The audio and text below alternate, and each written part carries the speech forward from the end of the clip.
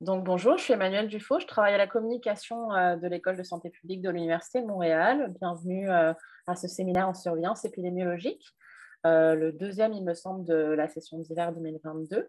Je vais juste vous expliquer quelques petites informations techniques. Alors, juste pour vous prévenir que cette rencontre sera enregistrée, puis elle sera mise à disposition en rediffusion d'ici quelques jours sur notre site internet. Vous avez une vignette Nos événements sur la page d'accueil et dessus, vous pouvez revoir l'ensemble des événements de l'ESPOM qui sont enregistrés, y compris nos conférences magistrales et autres webinaires et séminaires sur d'autres thématiques. Tout d'abord, dans un premier temps, il va y avoir la présentation, puis après, il y aura une période de questions. Pour les questions, vous pourrez les poser dans l'onglet Discuter, qui est en bas si vous souhaitez les poser à l'écrit. Et si vous souhaitez prendre la parole au micro, je vous demanderai de lever la main, puis je vous donnerai la parole et vous pourrez poser votre question de vive voix. Je vais maintenant laisser la parole à Bernard Simon Leclerc. Oui, bonjour. Merci beaucoup, Emmanuel. Donc, je me présente Bernard Simon Leclerc. Je suis responsable de l'option surveillance épidémiologique de la maîtrise professionnelle en santé publique et c'est dans le cadre de cette responsabilité-là qu'on organise des séminaires en surveillance. Aujourd'hui, on a le plaisir d'accueillir Marc Simard, qui va nous entretenir, dont le titre de sa présentation, c'est les principaux enjeux liés à la surveillance populationnelle de la multimorbidité. Mon Dieu, morbidité, merci. Donc, M. Simard, il va nous sensibiliser au concept de la multimorbidité, donc la co-occurrence d'au moins 2 maladies chroniques chez un même individu. Il va nous parler d'un indicateur de surveillance à cet égard-là et de principaux enjeux liés à la surveillance populationnelle. M.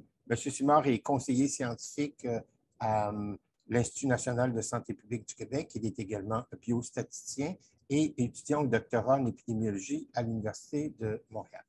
Donc, M. Simard, on vous laisse la parole pour les prochaines minutes. Donc, merci, M. Simon Leclerc, pour l'invitation à vous présenter ce midi là, dans le cadre des rencontres là, de l'École de santé publique de l'Université de Montréal. Donc, je vais juste partager mon écran pour voir si ça fonctionne. Donc, est-ce que vous voyez bien ma présentation? Oui, très bien. Super. Donc, comme le disait M. Simon Leclerc, donc la présentation aujourd'hui, ça s'intitule « Enjeux de la surveillance populationnelle de la multimorbidité ». Donc, ça s'adresse, là, le séminaire, là, la façon que j'ai fait le séminaire aujourd'hui, c'est vraiment si je m'adresse aux étudiants là, qui sont en santé publique là, à l'Université de Montréal. Donc, c'est vraiment pour ce type d'auditoire-là là, que j'ai fait la présentation aujourd'hui. Donc, avant d'aller plus loin dans ma présentation, je voudrais tout d'abord souligner là, que je présente beaucoup de résultats dans cette présentation-là. Et il y a plusieurs réflexions qui viennent, en fait, là, ça ne vient pas seulement de moi, ça vient de l'équipe avec lesquelles, les membres de l'équipe avec lesquels je travaille. Donc, comme vous voyez voir, sont quand même assez nombreux.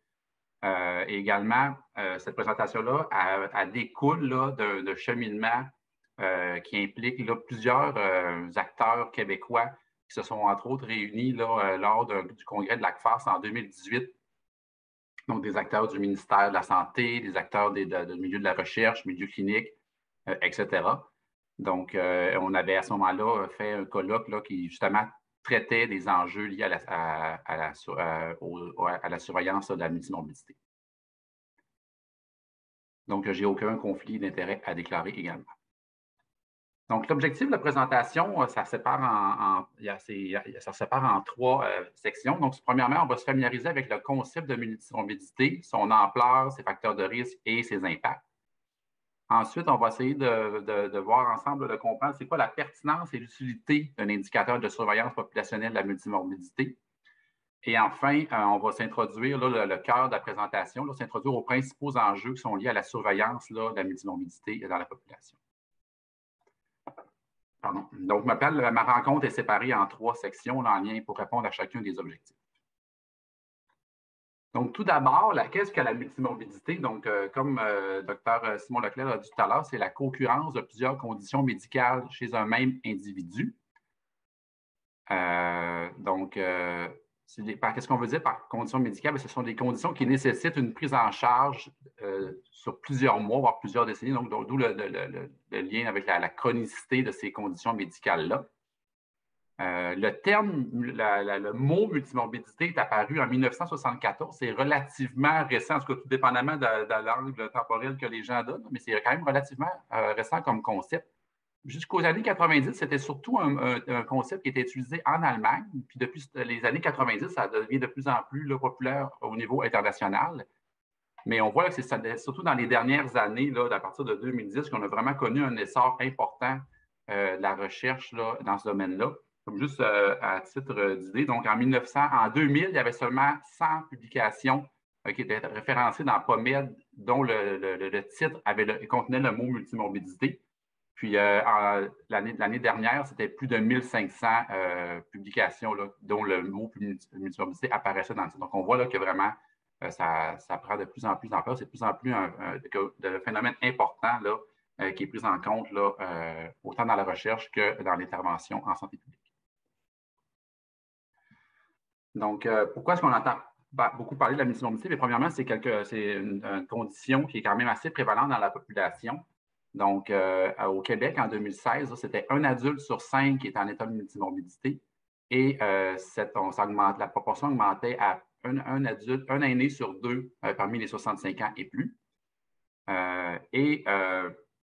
Le nombre d'individus multimorbides avec au moins 2 conditions chroniques là, a augmenté également au Québec là, entre les années 2000 et 2019. Donc, on est passé de moins d'1 million de personnes à plus de 1,2 million en 2019. Donc, une des raisons pourquoi le nombre de personnes augmente en état de multimorbidité, c'est la population vieillit, mais aussi c'est dû à des bonnes nouvelles en soi que maintenant, les gens sont mieux traités.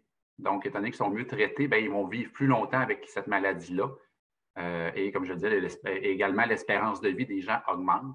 Donc, la population vieillit. Donc, pour toutes ces raisons-là, ces bonnes raisons-là, le nombre de personnes en état de multimorbidité augmente, mais ça va de soi que ça cause un fardeau là, sur le système de soins et sur la santé des individus. Donc, avant d'aller plus loin, je vais faire une distinction entre les concepts de comorbidité et de multimorbidité. Donc, comorbidité, c'est un concept qui est plus ancien, qui fait vraiment là, référence là, à une ancienne là, pratique médicale où les gens allaient voir un spécialiste et ce spécialiste-là, lui, se concentrait sur une maladie en particulier. Toutes les autres maladies étaient des maladies secondaires, donc des comorbidités, alors que le concept de multimorbidité est beaucoup plus récent et lui, on fait référence là, au fait qu'on considère l'individu comme étant un tout et on s'intéresse de façon égale là, à toutes les maladies de cet individu-là. Donc, dans tout le reste de la présentation, c'est vraiment en lien avec la notion de multimorbidité que je vais faire référence.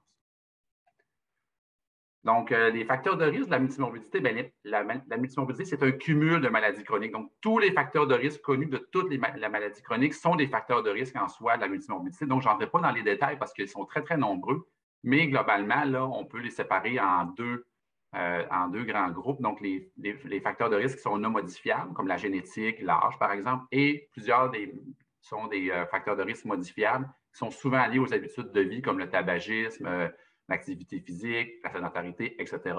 Et également les inégalités sociales là, qui vont causer, qui vont être associées là, à l'apparition des maladies chroniques. Donc, dans les prochaines diapos, je vais présenter certains des résultats là, sur les facteurs de risque de la multimorbidité. Ils sont vraiment très, très nombreux. Donc, je me limiter à seulement certains résultats en lien avec des données qu'on a réalisées, des études qu'on a réalisées à l'INSPQ. Donc, ici, c'est un graphique là, qui illustre là, la prévalence de la multimorbidité selon l'âge en 2016, donc parmi l'ensemble des adultes du Québec. Donc, on peut voir là, que chez les moins de 30 ans, la prévalence de la multimorbidité elle est inférieure à 10 même en bas de 5 chez les plus jeunes, et qu'elle augmente progressivement jusqu'à autour de 70 chez les gens les plus âgés. Donc, le statut socio-économique a également un rôle à jouer. Donc, sur ce graphique-là, encore là, on a l'âge en bas. Donc, on a le même graphique que tout à l'heure, mais qui est stratifié selon le statut socio-économique. Donc, la courbe qui est en plus foncée, là, qui est en haut, c'est parmi les individus qui vivent dans des milieux qui sont avec un statut socio-économique plus faible. Donc, on voit que dans ces quartiers-là, la prévalence de la multimorbidité, elle est plus importante que dans les quartiers où le statut socio-économique est plus élevé. Et on voit là qu'on est capable d'observer également là, que, par exemple, si on prend la prévalence de la multimorbidité chez les 25-29 ans, qui est autour de 5 en milieu défavorisé, bien, pour avoir la même prévalence dans un quartier plus favorisé, bien, on va retrouver une prévalence là, semblable, mais chez des gens de 10 ans plus âgés. Donc, en quelque sorte, on pourrait dire que la prévalence de la multimorbidité peut être devancée de jusqu'à 10 ans là, en milieu défavorisé. Donc, la multimorbidité a de nombreux impacts, là, autant chez l'individu que pour le système de santé. Donc, ici, c'est une liste non exhaustive là, des nombreux impacts négatifs, là, des nombreux effets indésirables de la multimorbidité. Donc, entre autres, là, ça a un impact là, sur la détresse psychologique des individus, leur état de fragilité, sur la mortalité également, ça réduit leur espérance de vie et ça a un impact là, sur la qualité de vie des personnes. Donc, ici, encore là, je me limite à vous illustrer des exemples d'impact de la multimorbidité en basant sur les travaux qu'on a réalisés à l'Institut. Mais il y a encore, la littérature est vraiment très, très riche sur le domaine là, et on pourrait parler seulement de résultats là, des impacts là, pendant toute l'heure du dîner. Donc, un premier que je voulais vous illustrer, c'est l'impact on voit que la multimorbidité a un impact sur l'utilisation de médicaments qui sont inappropriés. Donc, qu'est-ce qu'on veut dire par médicaments potentiellement inappropriés? C'est des médicaments que, globalement, leurs effets bénéfiques est moindre que les effets néfastes là, qui peuvent être engendrés par ces médicaments-là. Donc, entre autres, les benzodiazépines et les inhibiteurs de pompe à protons sont des médicaments qui sont souvent considérés comme étant potentiellement inappropriés. Et on voit là que ici, on a le nombre de maladies. Et on voit chez les individus qui ont plus de 4 maladies, bien leur risque de consommer des médicaments potentiellement inappropriés est multiplié par 2 comparativement à ceux qui n'ont aucune maladie chronique. Donc, toujours en lien avec les médicaments inappropriés, donc on voit qu'on a vu dans la diapositive précédente que les gens avec plusieurs maladies en consomment plus, mais en plus, quand ils commencent à en consommer, ils les consomment plus longtemps. Donc, ici, parmi un sous-groupe d'individus qui ont initié des médicaments potentiellement inappropriés, donc on voit que parmi les individus qui n'ont aucune maladie chronique, bien, ils continuaient l'usage de médicaments inappropriés un an après, dans 20 des cas, alors que c'était presque le double chez les gens qui avaient plus de 4 maladies. Donc, encore là, on a des résultats semblables là, pour l'utilisation des services de santé. Donc, on voit là qu'avec le nombre de maladies, et ici, c'est dans cet exemple là, qui est dans la diapositive, c'est les visites chez le médecin spécialiste. Donc, on voit que les visites chez le médecin spécialiste augmentent avec le nombre de conditions médicales. Et avec les événements là, plus récents en lien avec la pandémie, donc on a également là, regardé partout dans le monde et entre autres au Québec, qu'est-ce qui se passait chez les gens qui avaient plusieurs maladies chroniques en lien avec les risques de complications liées à la COVID. Donc, ici, dans cet exemple-là, c'est le risque de décès. Donc, on voit là que dans tous les groupes d'âge, la courbe en pâle, c'est les gens qui n'ont aucune maladie. La courbe en plus foncée, c'est les gens qui ont 4 maladies ou plus. Donc, on voit que le risque de décès dans la première vague, ce sont des données de la première vague parmi les cas confirmés, on voit là que le risque de décès est plus élevé chez les gens qui ont plusieurs maladies. Et on peut voir ici, on voit souvent, on observe ça souvent, on l'observe chez les gens les plus jeunes, qu'en fait, le risque associé à chaque nouvelle maladie, ce n'est pas linéaire. Donc, au fur et à mesure que le nombre de maladies augmente, le risque ne croît pas de façon linéaire, mais souvent de façon exponentielle. C'est dû à souvent ce qu'on observe, une synergie entre les maladies. Donc, le fait d'avoir plusieurs maladies entre elles, ça augmente de façon là, exponentielle le problème. Donc, on a documenté cette potentielle synergie-là dans des données, là, encore là, québécoises il y a quelques années. Donc, ce graphique-là, je vais essayer d'y aller tranquillement là, parce qu'il y a quand même beaucoup de courbes dedans. Donc, ici, la courbe en pointillé, ça représente parmi les gens qui ont aucun trouble. Ici, on va illustrer la synergie entre les troubles mentaux et les conditions physiques. Donc, la courbe en pointillé, c'est parmi les gens qui n'ont aucun trouble mentaux. Donc, on voit que le nombre des admissions à l'urgence, ici, on a la proportion d'individus qui sont admis à l'urgence. Donc, les admissions à l'urgence augmentent pour chaque nouvelle maladie, chaque maladie chronique additionnelle. Et si on veut voir l'effet isolé des troubles mentaux, l'effet simple des troubles mentaux, donc si on va chez les gens qui n'ont aucune maladie chronique, donc on voit ici là, que quand même une augmentation importante des admissions à l'urgence quand on a un problème de maladie mentale. Et s'il n'y avait aucune synergie entre les troubles mentaux et les maladies physiques, ce qu'on observerait, ça serait la courbe qui est semi-pointillée ici. Donc, pour chaque nouvelle maladie, on s'attendrait à observer des résultats qui sont sur cette droite-là, alors qu'en fait, on observe les résultats qui sont sur la droite du haut, la courbe continue. Donc, toute la zone en vert, en fait, ça s'expliquerait par une synergie entre des troubles mentaux. Donc, le fait d'avoir des troubles mentaux et des maladies physiques, mais ça a un effet multiplicateur sur les admissions à l'urgence. Donc, c'est simplement un exemple là, parmi tant d'autres qui documentent, qui illustrent cette synergie potentielle-là entre le fait d'avoir plusieurs maladies. Donc, une bonne nouvelle avec les maladies, avec la multimorbidité et les maladies chroniques, c'est qu'il y a des moyens de prévenir ça.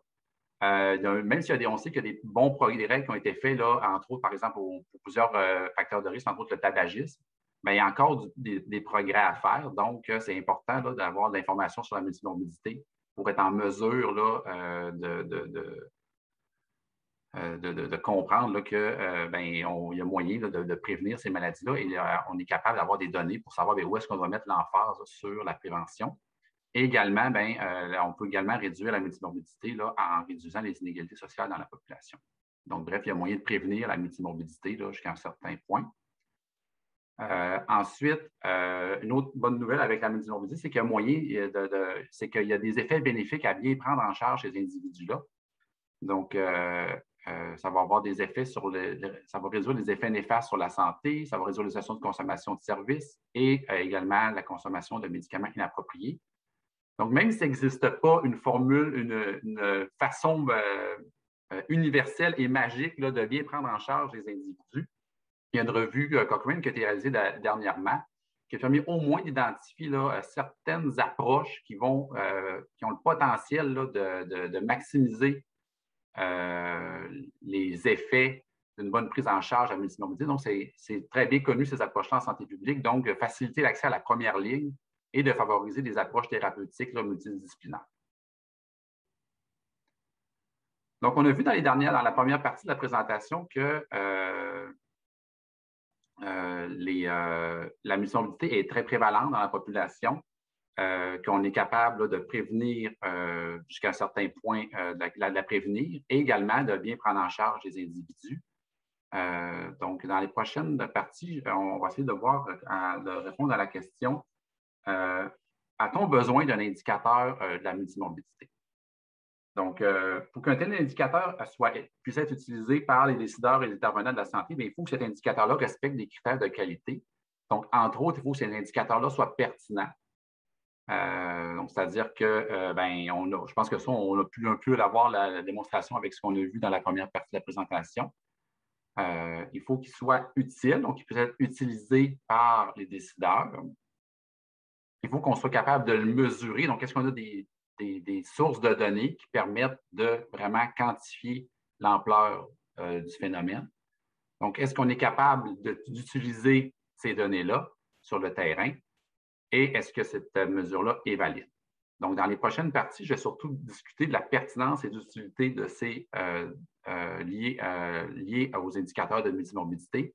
Et dans le reste de la présentation, en lien avec les enjeux, on va surtout mettre l'accent sur la mesurabilité et l'applicabilité et la validité de ces indicateurs-là. Donc, la pertinence, on peut déjà être dans un certain point convaincu avec ce qu'on a vu dans la première partie. Donc, la multimorbidité est un fardeau important dans la société. C'est très prévalent, c'est associé à de nombreux effets indésirables et également, on est capable d'agir pour prévenir les maladies chroniques et on sait qu'une bonne prise en charge va faciliter la qualité de vie des individus. Donc, maintenant, pour ce qui est de l'utilité, donc je donne ici quelques exemples de comment est-ce qu'on pourrait utiliser. Donc, ici, c'est le territoire de l'université, autour de l'Université de Montréal. Donc, on travaille avec des équipes là, en environnement qui, eux, veulent cibler des territoires là, où les gens ont beaucoup de maladies chroniques parce qu'on sait que pendant les vagues de chaleur, eh bien, les gens qui ont plusieurs, entre autres, les gens qui ont plusieurs maladies chroniques peuvent être à risque de complications durant les vagues de chaleur. Donc, ce genre de carte-là permet d'identifier des territoires où les intervenants de la santé peuvent aller faire du porte-à-porte et vérifier, s'assurer que les gens qui ont plusieurs maladies, ça se passe bien durant les vagues de chaleur. D'autres utilités des indicateurs, ça permet de cibler des groupes qui sont plus à risque. Par exemple, selon l'âge, selon le sexe, selon le territoire géographique. Et à ce moment-là, on peut mettre l'accent sur ce territoire-là pour prévenir les maladies chroniques et également bien prendre en charge les patients qui ont ces troubles de santé, ces problèmes de santé-là. Et également dans la recherche et dans les études là, observationnelles. Donc, c'est toujours intéressant là, de pouvoir ajuster, de tenir compte de l'état de santé des individus quand vient le temps là, de réaliser des études. Donc, dans les dernières diapositives, bon, au tout début, on a vu le fardeau des maladies chroniques. On a vu là, que ça peut être utile d'avoir des indicateurs de multimorbidité. Mais de créer ces indicateurs-là, ce n'est pas tant facile que ça. Donc, on n'a pas une belle route toute tracée là, qui fait en sorte qui nous indique le chemin là, pour nous rendre. Donc, il y a beaucoup de méandres et de défis qui doivent être relevés là, pour arriver à nos fins. C'est ce qu'on va voir dans la prochaine partie. Donc, ici, je tente d'illustrer les principaux défis, mais il y en a d'autres, évidemment, qui sont liés à la création d'indicateurs populationnels de la multimorbidité. Donc, quand on a plusieurs défis, la meilleure approche, c'est d'y aller étape par étape. Donc, c'est ce qu'on va faire ici. Donc, premièrement, on va voir que quelles conditions médicales a-t-on inclure dans la mesure de la multimorbidité? Ça, en soi, ce n'est pas si évident que ça. Ensuite, quelles sources de données qu'on va devoir utiliser, lesquelles qui sont disponibles. Comment est-ce qu'on va quel va être cet indicateur de multimorbidité? Encore une fois qu'on a toutes les maladies, qu'on a la banque de données, là, est-ce qu'on veut un indicateur de maladies chroniques ou plus, 3 maladies chroniques ou plus, ou d'autres types d'indicateurs qu'on va voir? Donc, ça, il faut encore réfléchir par rapport à ça. Donc, ensuite, comment est-ce qu'on va extraire l'information, comment est-ce qu'on va la diffuser et comment est-ce qu'on va valider ces indicateurs?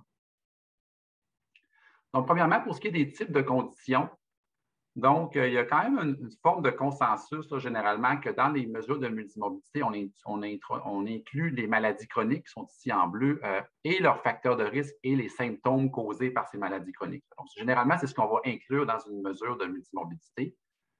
On va aussi souvent introduire des maladies infectieuses chroniques, comme le VIH et certaines formes d'hépatite B. Et il y a certaines mesures de multimorbidité qui vont également inclure des maladies qui sont non chroniques, donc des maladies aiguës. Donc, généralement, c'est les maladies chroniques là, et les maladies infectieuses chroniques là, qui vont être incluses. Mais parfois, comme je disais, c'est des aiguës également. Donc, un coup qu'on se dit, OK, on va inclure des maladies chroniques, mais qu'est-ce qu'une maladie chronique? Donc, encore là, il y a dépendamment de où on se tourne pour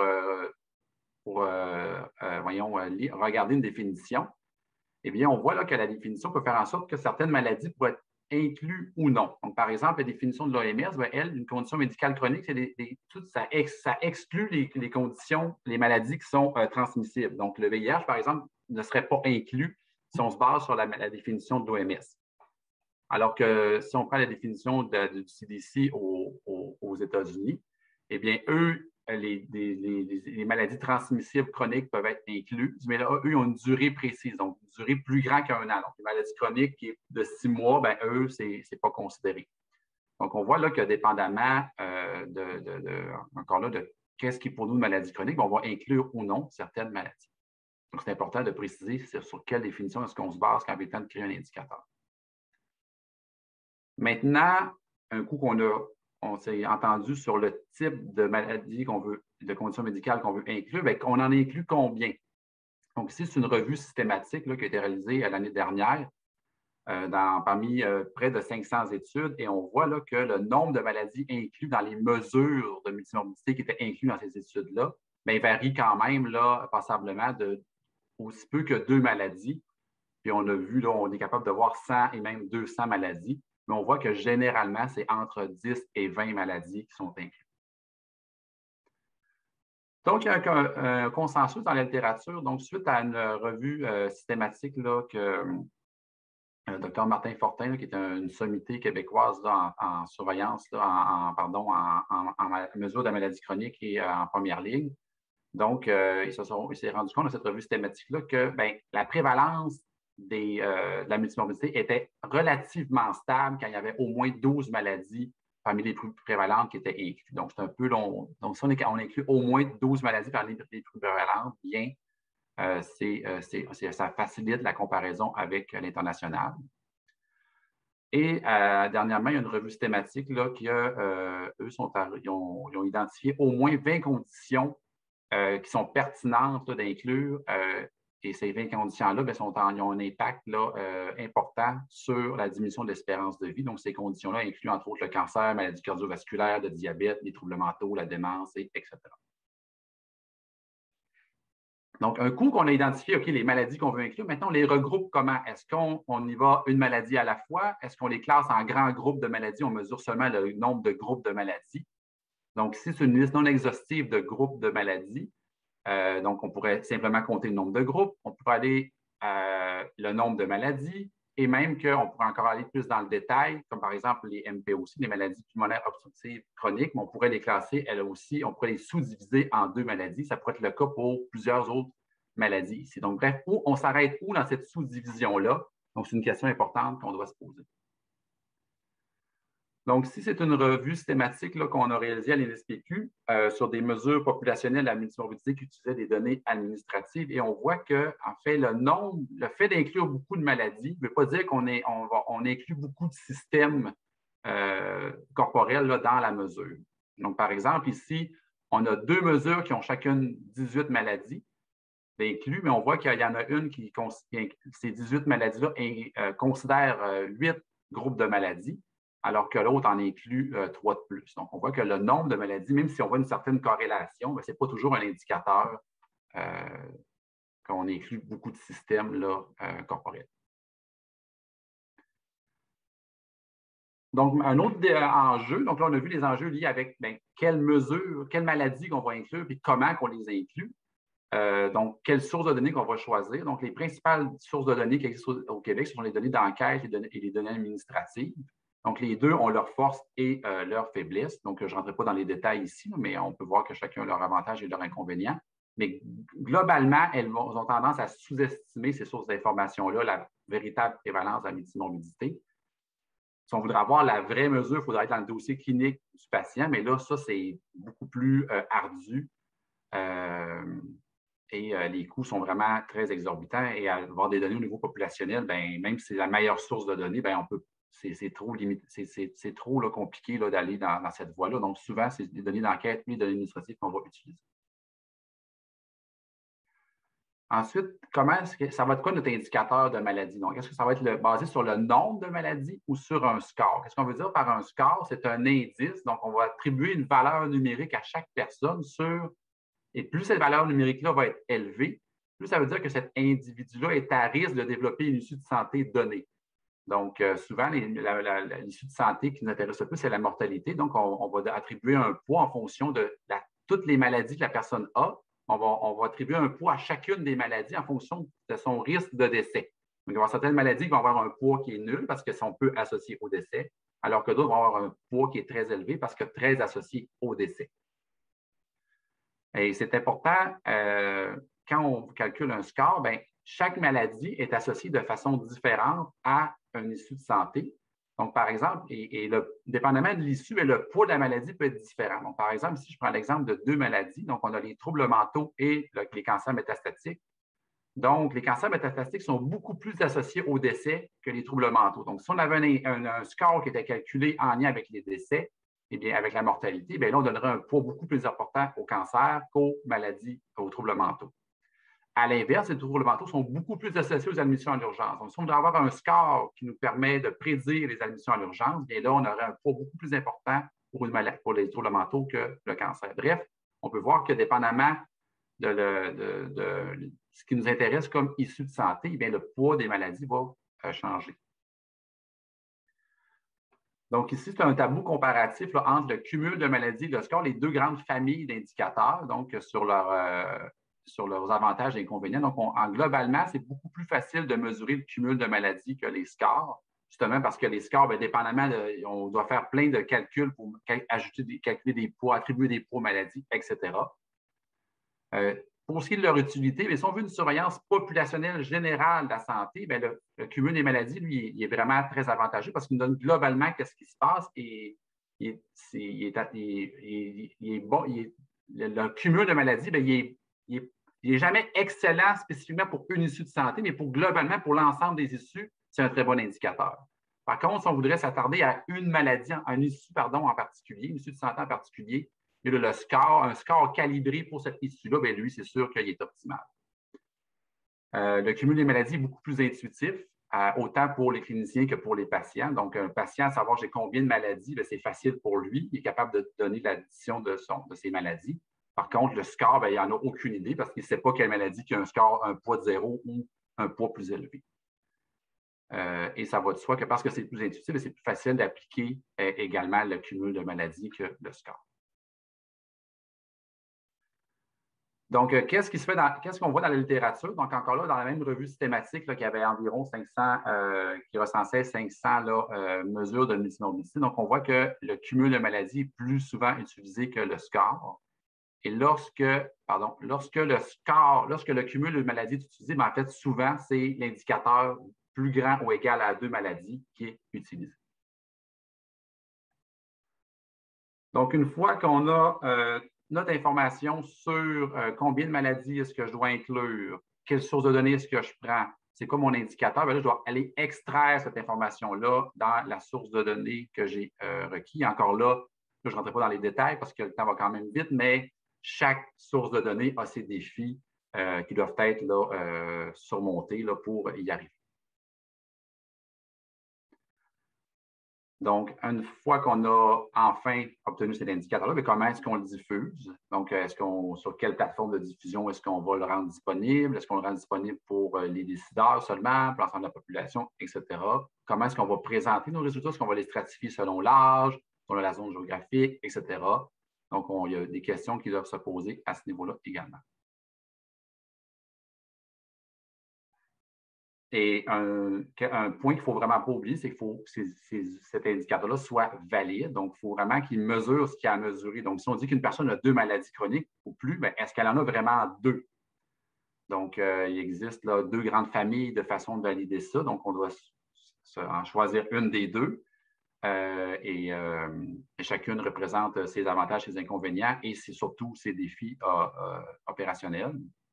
Donc, la méthode directe, c'est de se comparer directement avec un étalon or. Et une façon indirecte, c'est de voir un indicateur quelconque. Si une fois que j'ai attribué la valeur de l'indicateur à chaque personne, est-ce que ça m'aide à bien prédire certaines issues de santé? Si oui, ça veut dire qu'en quelque part, peut-être que l'indicateur n'est pas parfait au niveau individuel, mais globalement, il permet de bien prédire les comportements de santé dans l'ensemble de la population. Il y a plein d'autres défis que je ne mentionne pas aujourd'hui, mais je voudrais en ajouter au moins un autre qui est en lien avec, à venir à date de ce sur quoi je discute, ce sont surtout des indicateurs de prévalence de la maladie. Donc, à un moment donné, c'est quoi le décompte de maladie de la personne ou son score de multimorbidité à ce moment-là. Mais ça ne tient pas compte de l'évolution des maladies chroniques chez la personne. Donc, par exemple, dans l'exemple ici, on a 2 individus que ces 2 personnes-là ont 3 maladies chroniques.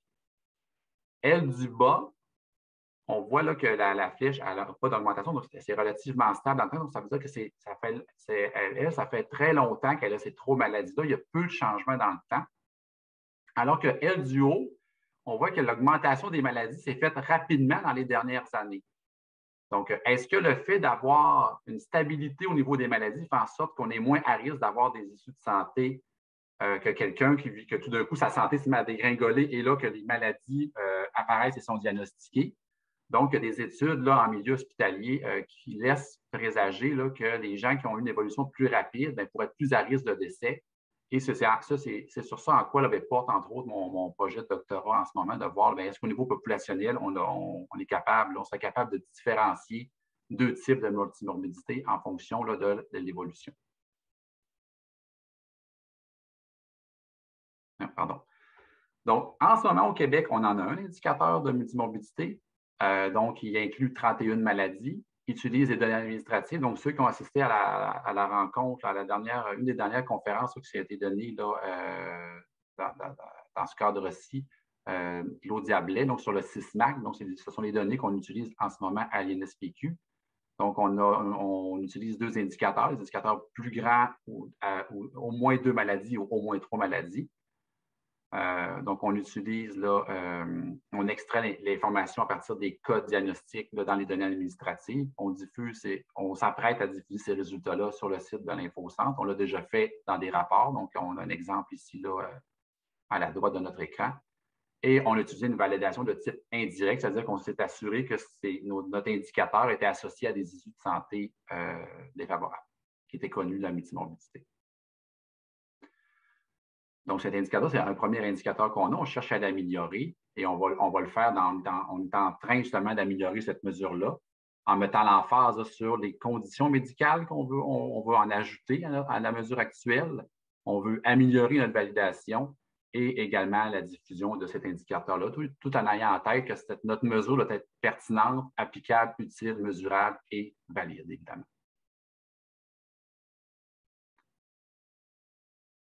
Donc, ça met fin à la présentation. Donc, en conclusion, donc, on a vu dans la présentation que la multimorbidité est un problème important en santé publique, que c'est pertinent et utile d'avoir des indicateurs, que même si on en a déjà, c'est important de les améliorer. Et pour ce faire, il y a de nombreux défis qui doivent être surmontés. Donc, en équipe, et en ayant un défi à la fois, on est confiant là, que ces indicateurs-là, dans l'avenir, vont être utiles pour guider l'action pour les intervenants en santé publique. Donc, merci à tous. Merci. Donc, on va passer à la période de questions. Donc, si jamais vous avez des questions, donc je vous rappelle, vous pouvez poser votre question dans l'onglet discuter qui se trouve au bas de la fenêtre Zoom. Soit vous pouvez lever la main pour prendre la parole au micro si vous le souhaitez.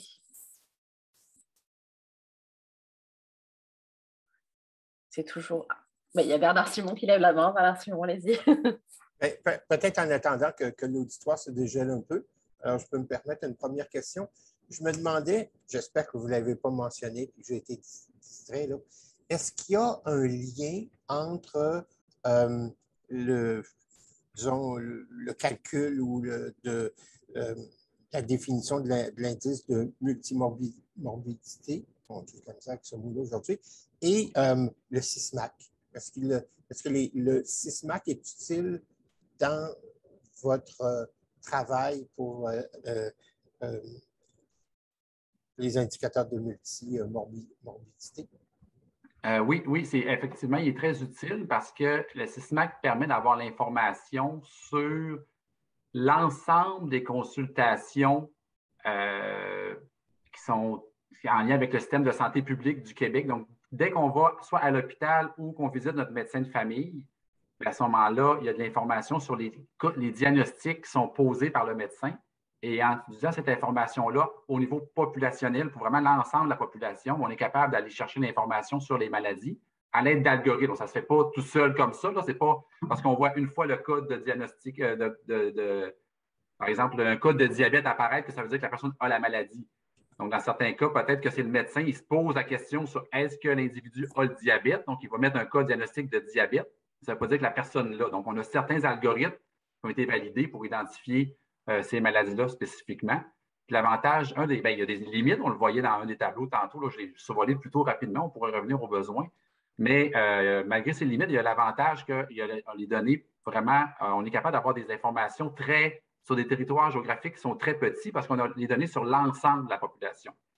Donc, c'est un des grands avantages du système qu'on est capable de savoir pour un CLSC donné ou pour un aire de diffusion, pour un territoire géographique donné, mais est-ce qu'il y a beaucoup d'individus qui sont dans une telle situation?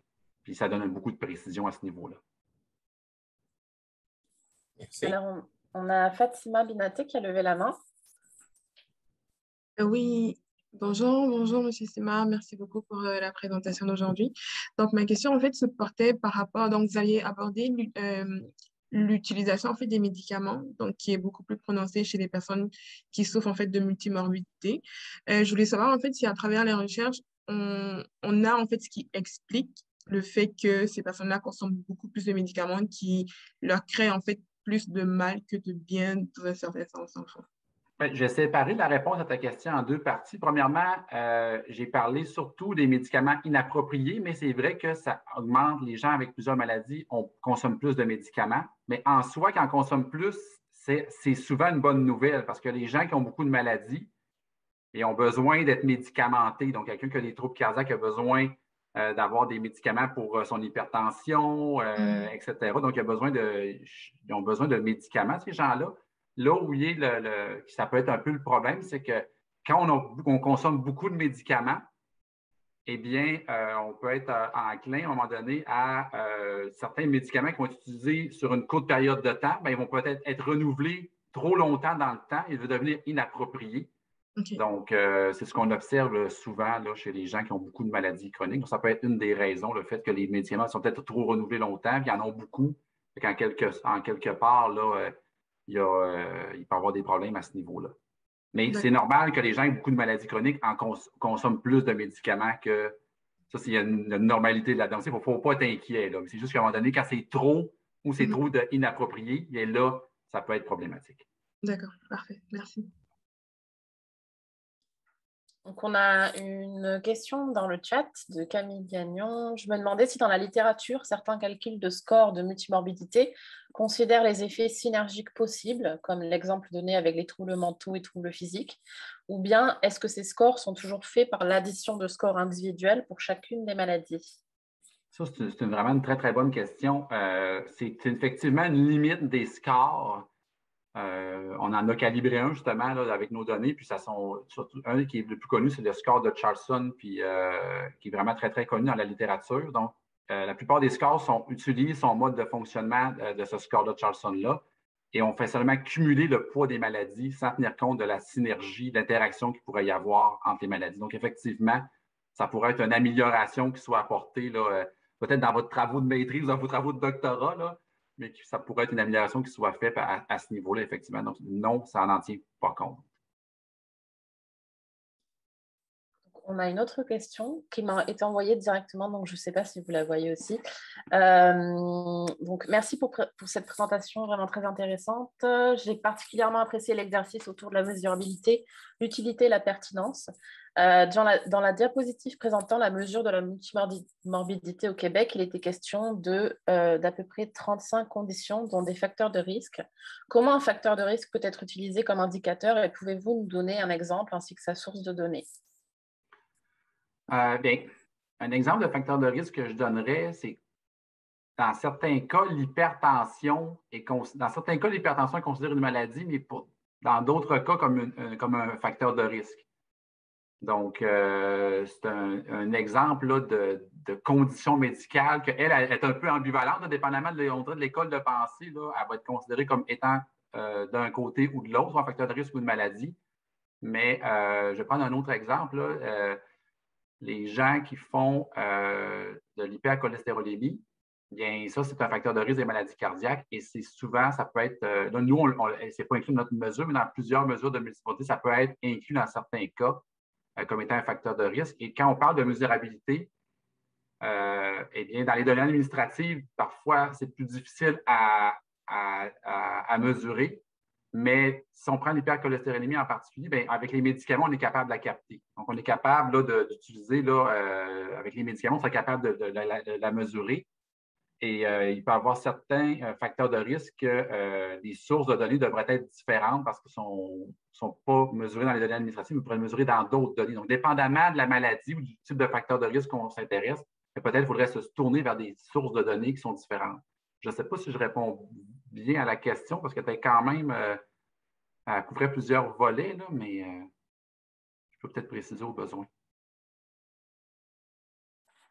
Si la personne a d'autres questions, elle est bienvenue pour la poser. Bernard Simon? En notant qu'il n'y a pas, s'il y a d'autres personnes, je peux laisser, mais pour le moment, non. Pour le moment, il n'y a personne. Je voulais, quand vous avez parlé de stratification, des possibilités de stratifier les résultats, j'ai noté que vous avez mentionné l'ethnicité. Donc, je me demandais, étant donné que les données viennent, par exemple, du SysMath ou de systèmes comme ça, je me disais, où est-ce que vous prenez l'information sur l'ethnicité? On peut pas. On OK. peut pas. C'est juste que je donnais des variables là, qui pourraient être intéressantes, mais ça ne veut pas dire qu'on est capable de faire nécessairement. Là. OK. Donc, tu as tout à fait raison. Avec nos données actuelles, on ne pourrait pas le faire. Alors, je vais me permettre une autre. Mais gênez-vous pas tout le monde. Si vous avez une question, je vais vous laisser passer. Là, j'avais une autre question. Donc, vous avez mentionné les catégories de problèmes ou de maladies, incluant les facteurs de risque qui étaient considérés intégrés dans un indice. Puis, à un moment donné, vous avez parlé que, je ne sais pas si c'est vous ou certains pouvaient introduire d'autres problèmes et j'étais surpris de voir l'appendicite parce que je me disais, l'appendicite, c'est que, parce que surtout, comme si on prend la définition de l'OMS puis de Center for Disease Control, on parle de quelque chose qui évolue lentement, puis ensuite quelque chose qui demande une attention médicale permanente. Alors, je me disais, oh, l'appendicite, c'est comme quelque chose de... Le début, la fin de l'épisode, c'est court. Effectivement. Eh bien, en fait, quand j'ai ajouté ce point-là, c'est que généralement, la définition de la multimorbidité, c'est avoir au moins 2 maladies chroniques ou plus, ou des maladies apparentées, le facteur de risque ou symptômes, mais des maladies apparentées aux maladies chroniques. Mais il y en a certains dans la littérature qui élargissent la définition de multimorbidité, qui vont jusqu'à inclure des maladies aiguës. Donc, nous, ce n'est pas ce qu'on fait en ce moment, mais je voulais quand même mentionner le fait que dans la littérature, on voit certains auteurs qui, eux, vont inclure également les maladies aiguës dans leur définition, dans leur concept de multimorbidité. Donc, c'est important, quand on crée un indicateur de multimorbidité, de dire est-ce qu'on inclut ou non ces maladies aiguës-là. Peut-être que pour certaines raisons, ça peut être intéressant dans certains cas. En tout cas, eux, une étude, entre autres, qui s'est faite en Espagne, quand ils incluaient les maladies aiguës, ils étaient beaucoup mieux capables de prédire les soins de santé que quand ils les excluaient. Mais ça va de soi un peu parce que quand on inclut les aigus, on est capable de savoir vraiment à toutes les fois que la personne est allée à l'hôpital. Donc, dans certaines circonstances, mais là, ça peut être intéressant, mais à ce moment-là, il faut préciser que notre définition d'un indicateur de multimorbidité, on inclut d'autres types de maladies. Mais le consensus, généralement, on exclut les maladies aiguës. Merci beaucoup. Alors, on a une autre question dans le chat. Dans les 31 conditions médicales listées par l'INSPQ dans son portrait de 2016-2017, on y voit la perte de poids. À quoi est-ce que cela réfère plus exactement? Puis je me demandais si le tabagisme figurait souvent dans les facteurs de risque considérés dans les indicateurs. Y a-t-il une raison pour que ce ne soit pas considéré au Québec? Je dirais que généralement, les facteurs de risque, là, c'est vraiment des facteurs de risque qui sont plus près des maladies qui vont être ajoutés. Donc, ça ne sera pas tous les facteurs de risque là, qui vont être. Moi, je veux dire, c'est certaines maladies qu'on se demande si c'est une maladie ou un facteur de risque pourrait être inclus. Mais un facteur de risque peu, comme le tabagisme ou l'âge ou n'importe quoi, ou d'autres types de facteurs de risque qui sont plus globaux comme ça, généralement ne seront pas inclus dans les mesures. Peut-être que j'aurais dû être plus précis à ce niveau-là. Donc, non, le phtaphagisme, ça serait surprenant qu'il soit inclus, puis il est inclus nulle part. Donc, j'aurais peut-être dû le préciser, là, c'est une erreur de ma part. Après ça, on parlait de la perte de poids. C'est qu'en ce moment, la mesure du Québec, on utilise les maladies qui ont été identifiées dans un indice de comorbidité. Et cet indice-là incluait des maladies qui étaient associées entre autres, au décès. Et la perte de poids, là, ça peut être souvent vu comme étant un symptôme de maladie chronique. Donc, si on n'est pas capable nécessairement de capter la maladie chronique dans nos banques de données, il y a des gens qui ont certaines maladies et que l'état de santé se détériore, pourraient être à risque d'être en perte de poids, là, entre autres, par exemple, des gens qui ont des cancers qui sont très importants, qui sont très invasifs et tout ça. À ce moment-là, eux, ça pourrait aller jusqu'à une perte de poids. Donc, c'est un symptôme d'une maladie chronique. Donc, ça permet là, d'aller capter certains éléments, certains construits qui sont autour des maladies chroniques, mais qu'on n'est pas capable nécessairement d'aller bien capter dans certains cas dans les banques de données. Je ne sais pas si ça répond à la question, là, mais c'est plus dans un symptôme ici qu'on pourrait le classer. Il y a également certaines maladies qui sont directement là, liées, là, entre autres, là j'ai le mot qui m'échappe, là, mais les gens qui ont des problèmes de troubles alimentaires, là, le nom ne me vient pas, là, mais il y a certaines maladies qui vont engendrer directement l'anorexie, pardon. Donc, il y a vraiment certaines maladies liées à troubles mentaux qui pourraient là, engendrer directement la perte de poids. Apparemment, ça répond à sa question. Elle a répondu oui, merci. Donc, s'il y a d'autres personnes qui ont des questions, n'hésitez pas. On a encore quelques minutes pour cette période de questions-réponses.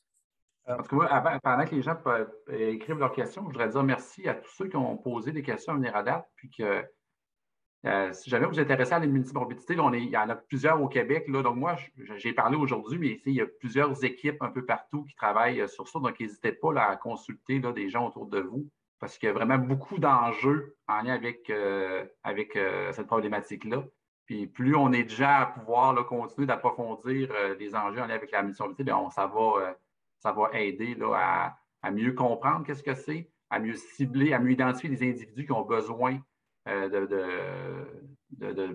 meilleurs soins, etc. Donc, c'est vraiment là, un sujet là, qui est très important. Là, il y en a plusieurs, mais est-ce que celui-là, entre autres, là, il est très important pour la santé publique? Peut-être une petite question technique. Est-ce que le passage par exemple, le passage de la CIM9 à CIM10, est-ce que ça cause, par rapport aux maladies chroniques, est-ce que ça cause des problèmes majeurs ou il y a une correspondance ça cause pas de problème majeur, mais ça cause certains chatouillements. Donc, effectivement, là, pour certaines maladies, l'appariement de la CIM9 et la CIM10 n'est pas toujours parfait.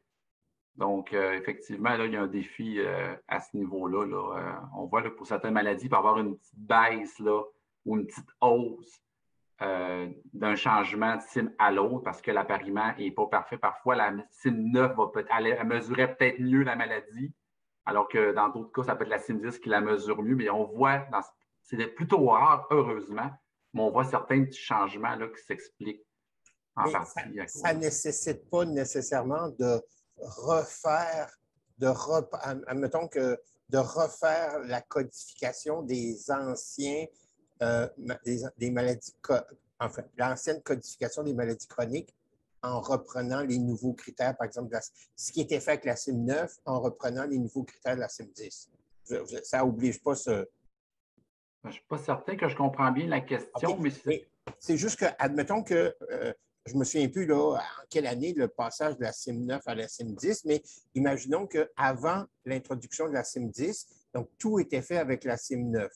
Et là, je me disais, là, dans les années après, est-ce que vous continuez avec la codification qui avait été faite pour chacune des CIM ou vous êtes obligé de reprendre la codification de ce qui avait été fait avant avec la CIM9 en prenant les nouveaux critères de la CIM10? OK. En fait, la façon dont ça fonctionne dans les données, c'est que toutes les données pour les hospitalisations au Québec, entre autres, là, toutes les données avant 2006 c'est en CIM9. Donc, si encore à date d'aujourd'hui, on veut voir qu'est-ce qui se passe en 2002, bien, on prend les codes de CIM9.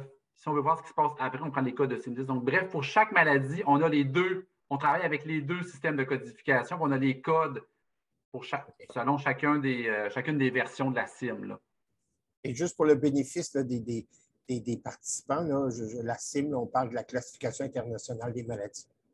Effectivement. Puis c'est avec ce système-là que quand on va chez le médecin ou quand on va à l'hôpital, bien, dans les dossiers du Québec, il va y avoir un code qui va apparaître.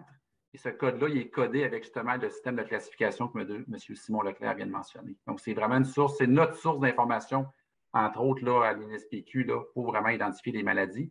Et il y en a un autre pour certaines maladies, ce sont les médicaments qu'on utilise là. Dans la mesure de multisommité actuelle, on n'utilise pas le médicament, mais on s'attend, on va, dans les prochaines années, on va l'utiliser pour certaines maladies. Merci beaucoup. On a quelqu'un qui a levé la main.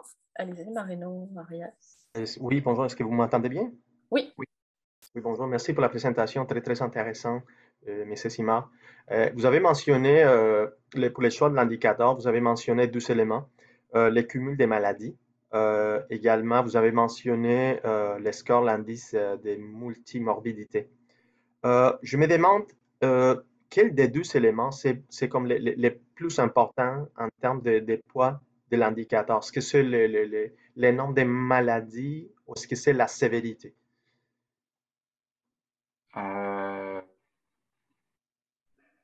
Je ne suis pas certain que je comprends bien la question. Oui. Qu'est-ce que vous dites par lequel donne le plus de poids? Qu'est-ce que tu Oui, pourrais-tu préciser? un lien avec le nombre de maladies. Effectivement, c'est pas la même chose. Ah, ben, je vais mettre un exemple.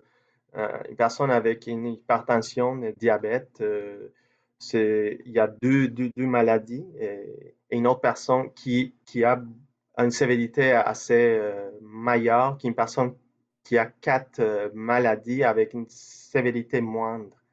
Donc, dans cette optique, quels éléments sont, pour le calcul de cet indicateur, sont les plus importants? Est-ce que c'est le nombre de maladies? Est-ce que c'est le score? C'est la sévérité des maladies?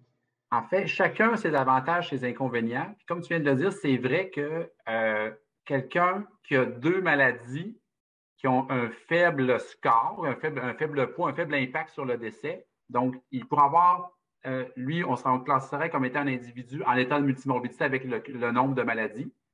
Il y aurait peut-être un score de 0 parce que ces 2 maladies-là ne seraient pas associées, par exemple, au décès, ou peu associées, là. Alors qu'un autre individu qui a 2 maladies qui sont fortement associées au décès, bien, lui aussi, on va classer comme étant dans la catégorie en état de multimorbidité. Il va avoir un score qui pourrait être de 2, 3, 4, 5, dépendamment jusqu'à quel point ces maladies-là sont associées. Donc, ça, c'est un des avantages du score, c'est qu'il permet de tenir compte de la sévérité. Par contre, son inconvénient, c'est que dépendamment de l'issue de santé qui nous intéresse, bien, la sévérité va être différente. Donc, ça fait qu'il faut calculer plein d'indicateurs dépendamment de ce qui nous intéresse. Tandis que l'indicateur de cumul, bien, globalement, il n'est jamais parfait pour une issue, chacune des issues qui nous intéressent, mais globalement, il est assez bon pour pas mal tous les issues. Je ne sais pas si ma réponse est claire, là, mais dans un contexte populationnel, et quand on regarde la capacité à prédire des issues de santé, le nombre de maladies performe quand même assez bien. Donc, même s'il est moins bon, ça demeure un outil qui est excellent d'un point de vue populationnel. Mais si on voudrait un niveau de finesse vraiment plus précis pour une issue donnée, comme dans l'exemple qu'on vient de mentionner, bien, le score pourrait être meilleur. D'accord, merci. Merci. Ben, je pense qu'on va arrêter là pour aujourd'hui. Il est 13 heures. Peut-être que Bernard Simon peut dire un dernier mot.